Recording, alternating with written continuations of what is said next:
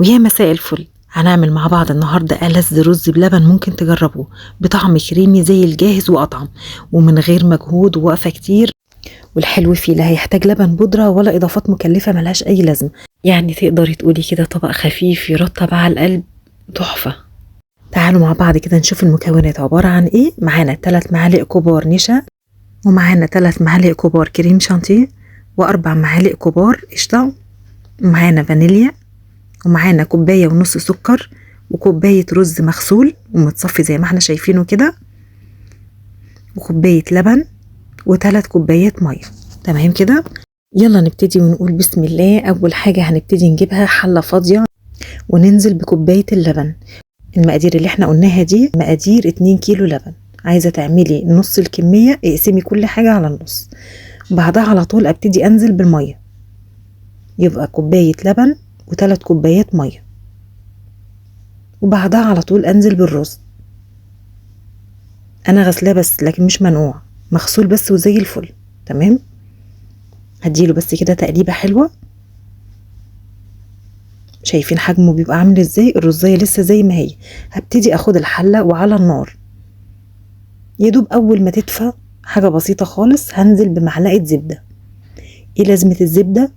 بتديله لمعة، طعم حلو، غناوة، بتزيد الدسم لرز بلبن، ومش بتخلي الرز ملزق بسبب اللبن. تمام، وبعدها على طول هسيب اللبن لحد ما يغلي معايا، والنار معايا وسط. واهم حاجة ما سيبش اللبن خالص على النار لوحده، لازم اقلب طول ما انا واقفة.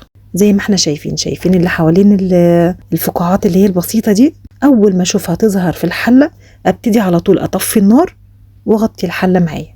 اهم حاجة تطفي النار وسيبيه زي ما هو كده. تمام، بعد شوية ببص عليه يكون اللبن برد شوية، وبص عليه ابتدي الاقي الرز معايا استوى، لا بقى شاط من تحت ولا جراله حاجة ولا لزق ولا جراله اي حاجة، بالعكس كده هيبقى زي الفل ويستوي حلو قوي.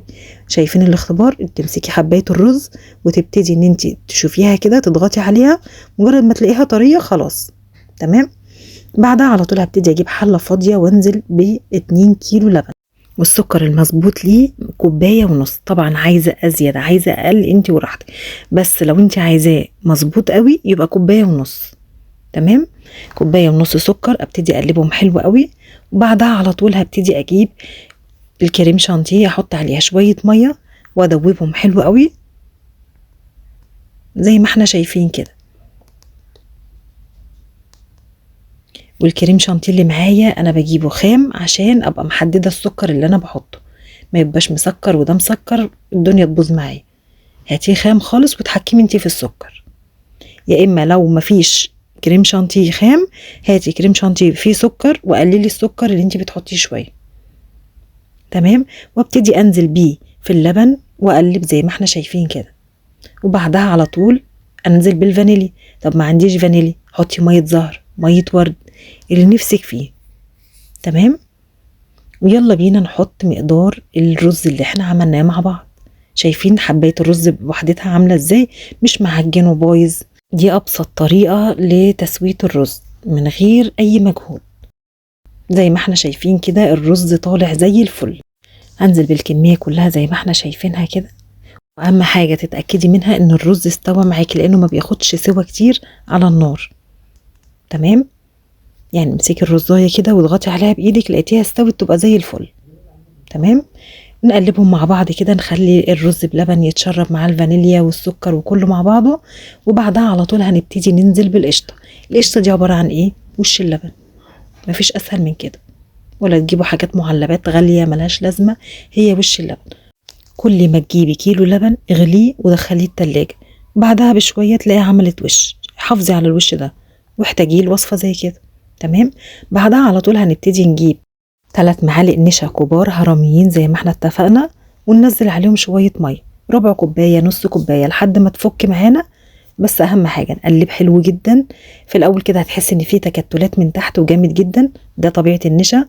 بعد كده واحدة واحدة قلبي هيبقى سهل ويبقى زي الفل زي ما احنا شايفينه كده. وانزل بيه في اللبن واحدة واحدة، يعني خيط رفيع وايدي ما بتسيبش اللبن، بقلب زي ما احنا شايفين كده. تمام، واحدة واحدة. ما تنزليش بيه مرة واحدة عشان ما يكتلش معاكي، انزلي بيه خيط رفيع زي ما احنا شايفين كده وقلبي، ما تستعجليش خالص عشان الحاجة تطلع مظبوطة. تمام كده. ابتدي اقلب لحد ايه، يعني افضل اقلب كده لحد امتى؟ لحد ما احس ان القوام بيتقل في ايدي، والنار بتبقى هادية عشان اللبن معايا ما يشتش او ما يلزقش في الحلة. شايفين القوام عامل ازاي؟ كده ضمنت ان النشا استوى معايا والرز استوى معايا. اطفي النار على طول، لا تقيل ولا خفيف. تعالوا كده نقرب الكاميرا ونشوف القوام بتاعها عامل ازاي. يعني تقدروا تقولوا كده ما شاء الله مظبوطة قوي من كل حاجة، مظبوطة، لبن، مقادير، رز، كل حاجة زي الفل.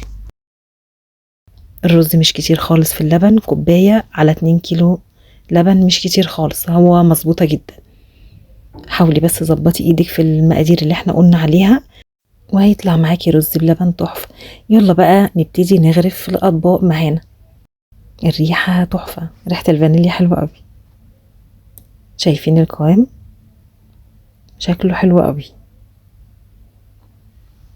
تعالوا كده نجيب طبق كده ونشوف قوامه عامل ازاي. انا لسه ما حطيتوش في التلاجة، انا غرفته وبوريهولكوا على طول، بس دي بولة تانية مش اكتر.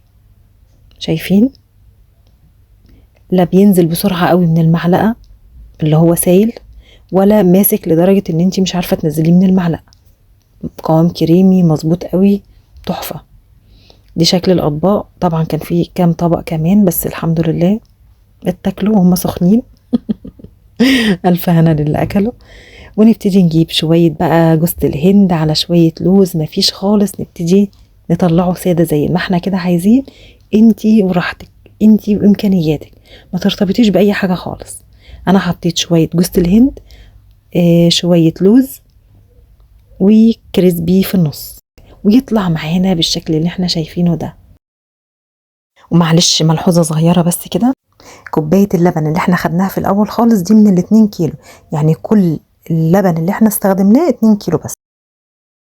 ولو حبيتي الوش يبقى مكرمش، نبتدي ان احنا نغرفه في الاطباق وبعد كده نسيبه يبرد خالص حوالي ساعة او ساعتين، وبعدها نبتدي نغطيه وندخله التلاجة. بعد كده هتلاقي وشه كرمش وبقى زي الفل. يعني لو حد بيفكر فكرة مشروع يقدر يعمل رز بلبن وهو واثق انه هينجح بإذن الله، حاجة كده تحفة وهتشرفك حلو قوي لو عملتي المشروع ده وابتديتي تبيعي منه، لانك هتبقي مميزة في طعمه. واتمنى تجربوه بالطريقة دي وتكتبوا لي رأيكم فيه، ويا رب اكون قدرت اسهل عليكم وصفة المحلات. واتمنى اللي لسه ما اشتركش في القناة يشترك ويفعل زر الجرس عشان يوصلكوا كل جديد. وسلام.